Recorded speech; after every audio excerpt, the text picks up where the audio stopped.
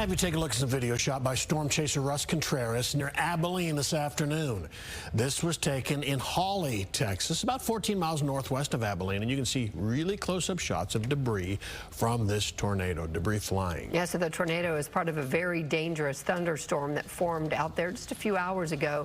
The storm is barely moving, and there have been a number of tornado warnings from this one. It's responsible for destroying and damaging homes as well as reports of injuries. So we have an eye out for stormy weather that may come to North Texas overnight. Let's check in with Chief Meteorologist Dan Henry. Dan. Yeah, that is a truly incredible video shared with us by Russ Contreras, and you can see the debris swirling.